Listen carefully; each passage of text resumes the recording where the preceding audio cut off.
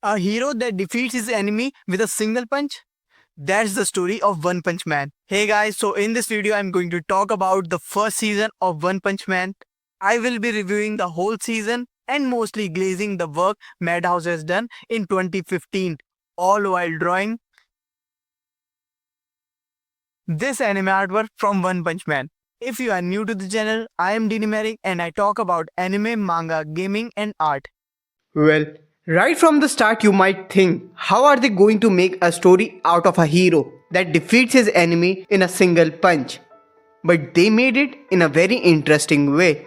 You see, in my opinion, the story of One Punch Man works because it's not about the main character. Yes, you heard it right. It's not about the main character, but rather the story is about side characters trying to defeat a very strong monster or solving a dangerous situation. But in the end, they are still not enough, and then a protagonist comes and defeats the monster with ease. What about the main character then? Life must be easy for him, right? You see, it's not that simple. For the main character, the story focuses on many different daily life problems or struggle that not only a common man suffers, but also a top tier hero faces. Even though he is one of the strongest heroes out there, he lives in a society and he also struggles like a normal citizen.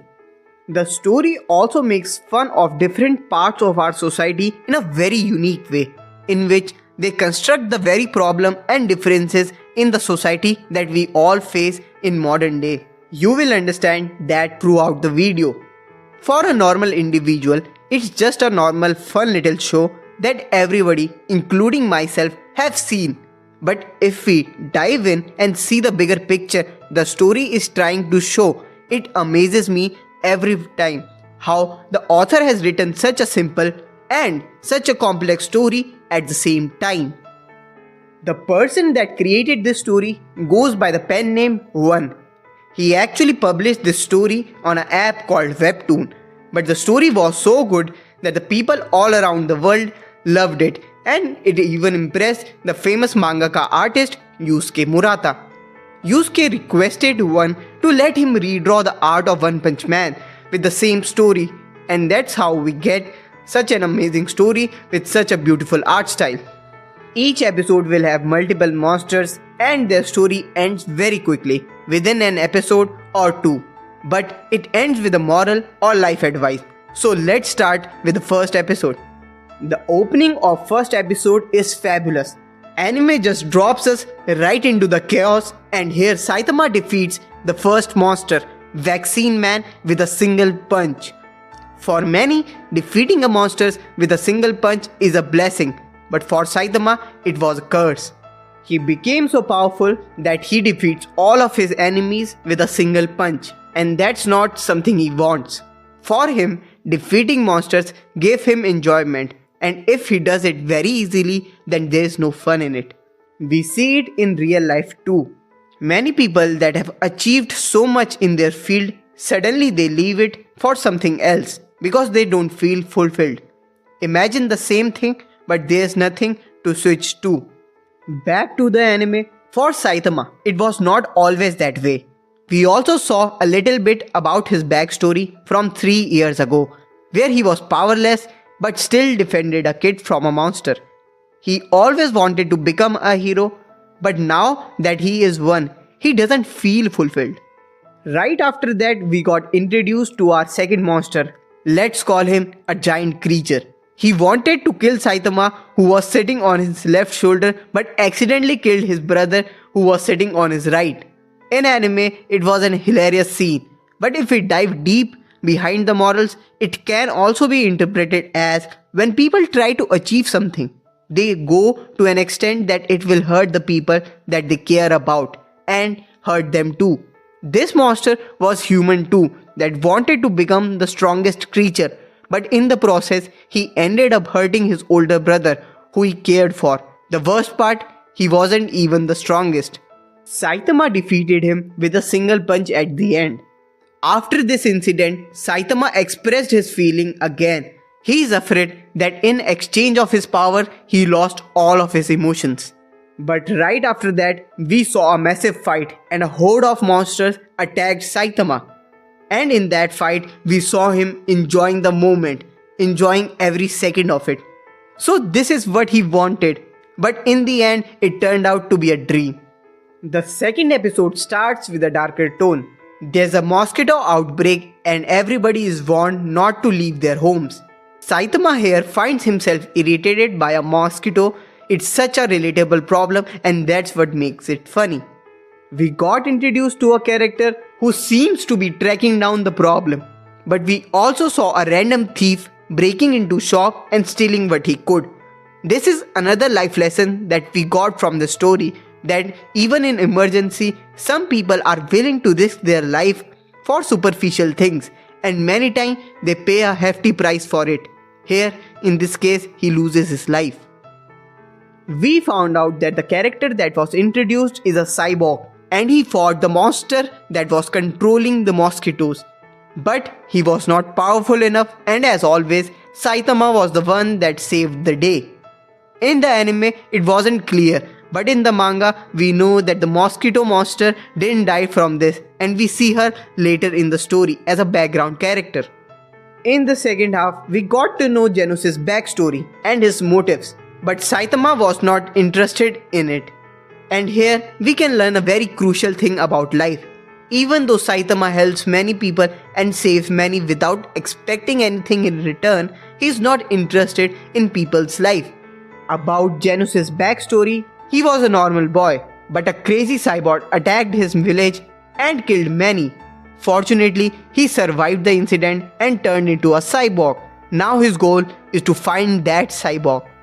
In this episode, we got introduced to House of Evolution, the organization that created Mosquito Girl. They sent their messengers to Saitama house, but they were defeated quite easily. Even though these are side characters, the fight scenes were amazing and that's what makes it a legendary adaptation. At the end of the episode, we saw the House of Evolution, but every single person looks the same. At the start of the third episode, we got the backstory of the person behind House of Evolution. Basically, he was a young scientist, Dr. Genus, with a different view. He thinks that instead of advancing human civilization, we should focus on artificial evolution of humans. But his views were not welcomed by scientific society. But he alone was able to reverse aging, clone himself, and then experimented on different animals. And that's how we got so many monsters. So Saitama and Genos reached House of Evolution and Genos completely destroyed their base. In the basement, we saw the strongest monster of House of Evolution, Carnage Kabuto. After many experiments, Dr. Genus was able to create a strong character using artificial evolution, but he couldn't make it human. And in the process of evolving Kabuto, he made Kabuto so strong that even though Carnage Kabuto was a failure, Dr. Genus couldn't control him. But Dr. Genus was desperate enough to ask Carnage Kabuto for his help, and Kabuto went after Saitama and Genos. Here, we saw a fight between Kabuto and Genos that ended quickly. Genos was not on the level of Kabuto, so Saitama had to fight him right after Genos. As Kabuto was about to attack Saitama, he felt that Saitama is strong and even backed off. Everybody was so surprised that Kabuto asked for the reason for Saitama's strength, and from here we get the legendary meme of 100 push-up, 100 sit-up, 100 squat and 10km run.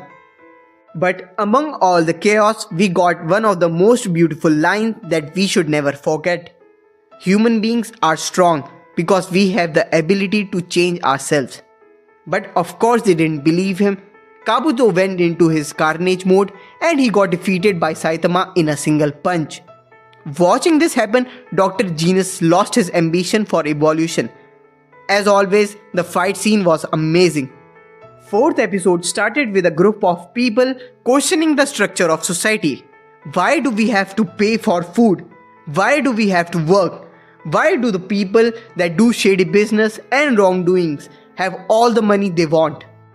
This is a very valid question, even though the people that are representing the cause are just freeloaders who doesn't want to work. And the whole thing is a comedy gag of the show. But it raises a very valid question of why do we have to pay for the basic things like food and water? In the anime, this group, the Paradisers, wanted to destroy a big businessman, Zeniru's house. On the way to his house, this group met an assassin, Sonic, sent by Zeniru to finish off these dudes. On the other hand, Saitama is out there hunting for these people too, because all of the members of Paradisers are bald, and it is hurting Saitama's image too. This is the first time we saw Mumen Rider, and arguably the best hero in the series. More of him later in the video.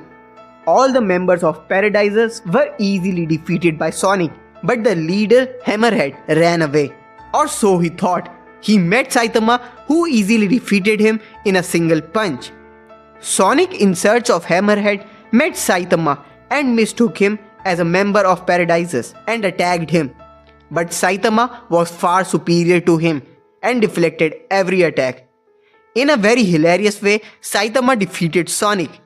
After that, Sonic recognized Saitama as a formidable opponent, and his only goal was to surpass Saitama. Saitama has been doing his hero work for about 3 years at this point, but the problem was that nobody recognized him, and here we found out that even if you defeat one of the strongest monsters, you will not be credited for your good work. The author 1 makes fun of our society that even if you are talented and best in your field, if you don't have certificate or license, all of your efforts doesn't mean much. From this incident, Saitama realized that one wrong move and he could have been one of them. And this is one thing that I like about Saitama. He is compassionate about others and realized that he would have gone down the wrong path. In the 5th episode, we got informed that Mumen Rider was the one that got credit for stopping the Paradisers. But even though he got the credit, he refused to go up in the rank and stayed in C class. This episode was all about entrance exam. It seems that the higher-ups are aware about Genos and they are tracking him down for a while. Participants in the exam took Saitama lightly, but when they realized his strength, they just gave up. Here we can see the author 1 has made fun of people in our society that judge others by their looks. After the test, Genos was classified as an S rank, but Saitama was classified as a C rank. Most of the guys from the association ignored Saitama's result, only focused on Genos. But there was only one individual who realized that Saitama was far superior than any other hero when it comes to raw strength.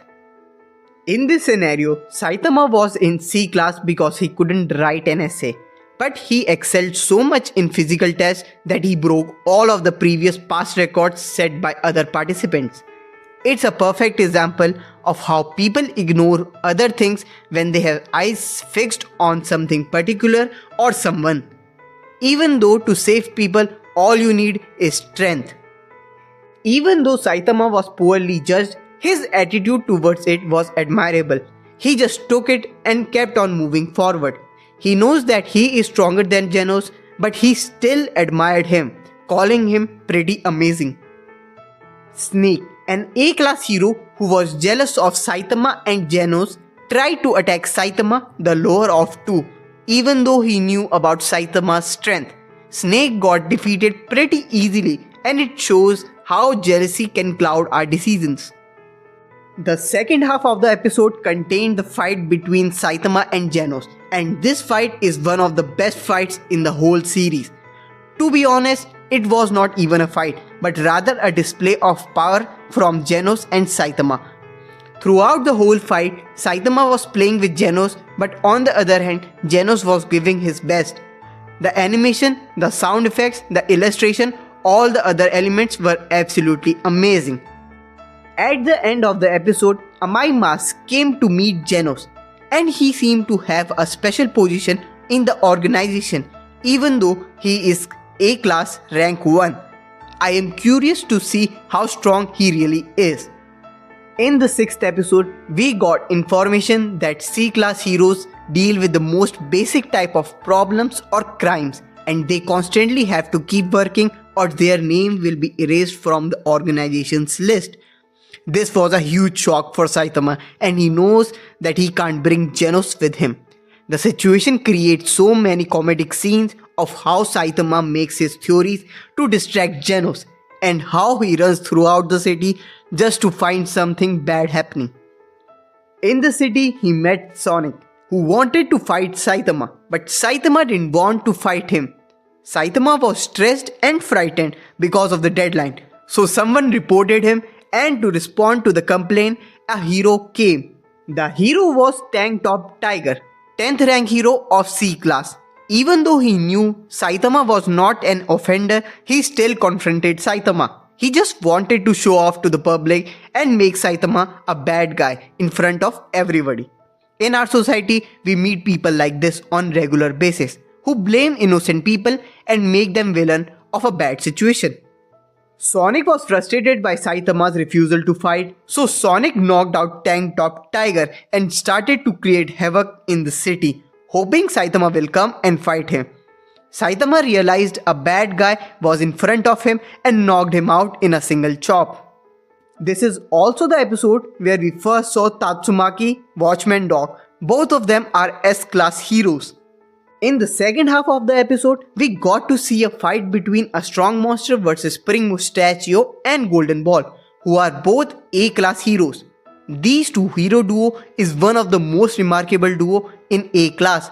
Unfortunately, they both were defeated by this monster, but then this monster met Saitama, where it met its end. It turns out that Saitama lives in the abandoned part of Z City. Even though Saitama defeated this monster, he didn't get any credit for it. In the post-credit scene, we saw a funny scene in which Saitama is very interested in fan ratings. He wants to be popular just like any other human being. The 7th episode is a very interesting episode. The author 1 actually showed the ugly face of our society. In this episode, a meteor from outer space suddenly changed its course and now is falling on Z City. The association has called in S-rank heroes to solve this problem. This is where for the first time we saw Bang, a S-class rank 3 hero named Silver Fang. We also saw Buffoy or Metal Knight, S-class rank 7 hero who just came to test out his weapons. Here, the author 1 wrote him as an heartless hero who doesn't care about saving people. Even though his missiles have lot of destructive powers, but still they are not enough to destroy the meteor. Watching Metal Knight's missile fail, Genos started doubting his abilities, but Bang said one of the most beautiful lines to him: "You are far too young to be worried about failure." This is such a beautiful line we should all implement in our life. After this, Genos gave his best, but it was not enough. Fortunately, Saitama was there to save the city. Saitama actually shattered the meteor into many pieces. Instead of total destruction, the city was destroyed by a lot of shattered pieces of meteor with no casualties. So he solved the problem but created another. The ranking of the hero involved also increased. Metal Knight from 7 to 6, Genos from 17 to 16 and Saitama from 342 to 5. This was mainly because the association assumed that Metal Knight and Genos played a bigger part in solving the problem. In this episode, we got explained two different types of threat level. Tiger, a crisis threatening massive loss of life. Demon, a crisis threatening to halt the functioning of entire city or its destruction. Dragon, a crisis threatening the destruction of multiple cities. God, a crisis threatening human extinction. After the meteor incident, Saitama went out for a walk, where he met Tank Top Tiger and Tank Top Black Hole, who blamed him for cheating using efforts of S-rank heroes. This is where people started believing their words and blamed Saitama for the destruction, even though it was a natural thing and Saitama was the one that saved the city. Author 1 has really written the scene so well and shown that people that are grieving will believe anything and blame anyone they can for the situation. This is where Saitama showed that he is not only strong physically but mentally too. Even though he was framed by two heroes, nobody from the crowd believed his words. He stood his ground and put his side of the story. I consider this as one of the best episodes when it comes to the author 1 showing the reality of our society. Episode 8th and 9th contains an arc whose main villains are the sea monsters that have come to claim the land. The episode started with the introduction of Moomin Rider, who I considered to be a true hero. He found out about Saitama through various rumors about a C-class hero that steal credits. Even though Moomin Rider heard mixed statement about Saitama, he only focused on good parts and avoided all the bad ones. In the real life too, it is very easy to believe rumors and hard to believe something good about a person, but we all should not judge a person too quickly. After that, we saw Stinger, a A-class hero defending humans from the sea monster. He was mostly successful until Deep Seeking arrived, who knocked Stinger out with a single punch. Not only Stinger, Deep Seeking was able to defeat Lightning Max easily. Talking about his power, Deep Seeking was powerful enough to tank Puri Puri prisoners' punches and overpower him. Also, he was fast enough to match Sonic's speed. The threat level this time was Demon, and he proved this by showing these feats. This episode consists of a scene that was not in manga. In anime, Saitama and Moomin Rider met randomly, but in the manga, they met towards the end of this arc. Back to the story, Deep Seeking attacked Shelter where people were evacuated. But here we saw some heroes that came forward to defend these people. Among those heroes was none other than Snake. Even though they knew they were outclassed, they still tried. But at the end, they were easily defeated. Towards the end of the episode, Genos reached the shelter to face the Deep Seeking. At the start of episode 9, Genos wasted no time and attacked Deep Seeking. The fight was short but beautifully drawn. The expression and the movement were on point. The result of the fight was Genos was defeated by Cheap Trick. Even the Deep Seeking accepted that Genos could have defeated him. But after that, Moomin Rider reached the scene. Yes, C-class rank 1 hero. This scene is actually one of my favorite scenes. He was not able to leave even a single scratch on Deep Seeking, let alone defeat him. But that was not the point. Even he accepted it. It was about him fighting him long enough so that someone could come and defeat the Deep Seeking. It's about me taking you on right here, right now. This line is one of my personal favorite lines from the anime. We all should keep it in our mind that our small efforts can result in something big. At last, Moomin Rider was defeated, and his efforts were not in vain, because it gave Saitama enough time to reach there, and Saitama defeated the monster easily. Even after this, the author 1 gave us another twist. Even though with their own eyes people saw him defeat Deep Seeking, few still doubted him. The situation got extreme when the people started blaming and bad-mouthing the fallen heroes, as if heroes' lives mean nothing because they are getting paid. This is where Saitama intervened and kind of solved the problem by not fighting or arguing with the people, but by acting as a bad guy and calling himself lucky for the efforts of the fallen heroes. This scene shows the reality of our society so much. People will believe anything the crowd says and will doubt even their own eyes. For me personally, Saitama's attitude and his nature are so admirable. Even when he got hate message disguised as a fan letter regarding this incident, he didn't get angry or frustrated. Due to this incident, Saitama was promoted to B class. While going back, he met his fan Moomin Rider, who wrote him another letter thanking him for saving his life. At the end, we got the famous Shibabawa Sama's prediction. Episode 10th, 11th and 12th consist of the final arc of the season. Starting with episode 10, the beginning part of the episode was a filler episode, but it showed us Tatsumaki's power, S-class rank 2 hero. But after that we saw an emergency meeting was called for all S-rank heroes, and this was related to the prophecy from the last episode. At the association headquarters, we saw all S-rank except rank 6 Metal Knight and rank 1 Blast. I really like the design of all these characters, but Metal Bat, Zombie Man, Flashy Flash, King, Atomic Samurai and Silver Fang are my personal favorites. While the S-rank were discussing the situation, the building was struck by something. Turns out that A city is completely destroyed by an alien ship, and an alien, Melzigard, had landed on the land. Melzigard faced the student of Atomic Samurai, EI, an A-class hero. I also like EI's design very much. EI was overpowered by Melzigard. Luckily, the Atomic Samurai came in time to save him. So now Atomic Samurai along with Silver Fang, Metal Bat and Puri Puri Prisoner came to fight this alien. The main problem was to reach the alien ship that was several meters above the ground. Many S-rank can't do anything about it, but Saitama was already on the ship. Episode 11 started with Saitama creating havoc on the ship and defeated many aliens. We also saw the boss of alien ship, Lord Boros. The character design was amazing. He looked like a person from a warrior race. Back to the surface, we saw that the S-class heroes were able to damage the body of Melzigard, but they were not able to harm him. He kept healing himself.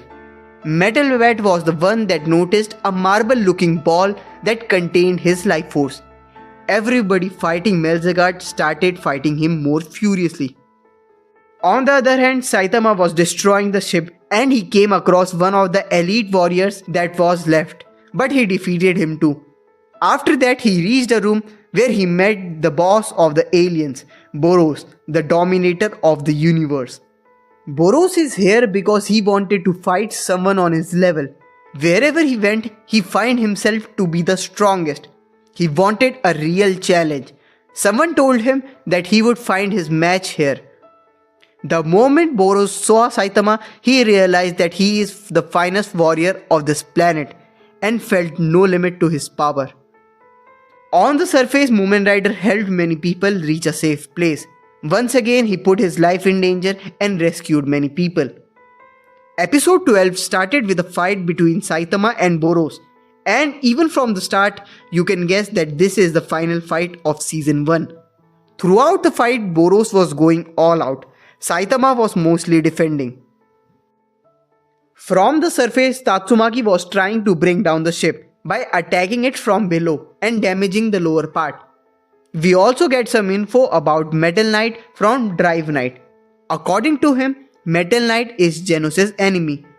He didn't clarify anything, but maybe he's trying to say that the cyborg that attacked and destroyed Genos' village is made by Metal Knight.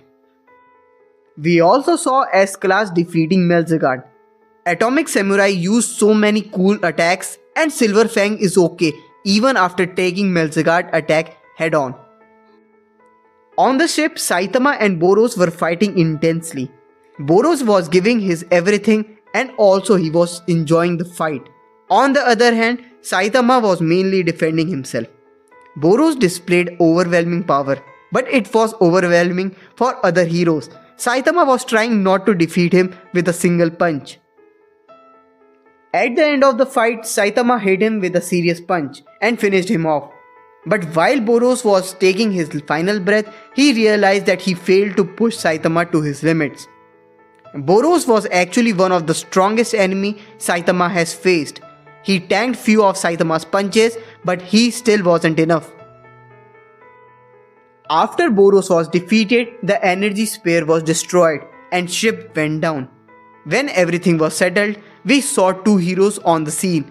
One of them was Metal Knight, who was there to secure alien technology. The second one was Amai Mask, who for some reason was disappointed in S-Class heroes.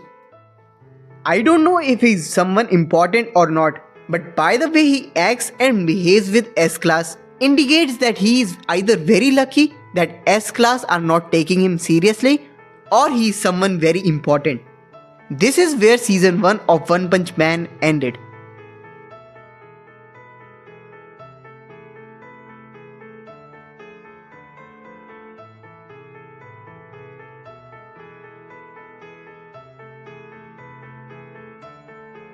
Thank you so much guys for watching this video. If you have learned something, don't forget to like, share and subscribe to my channel, and I will see you in the next video.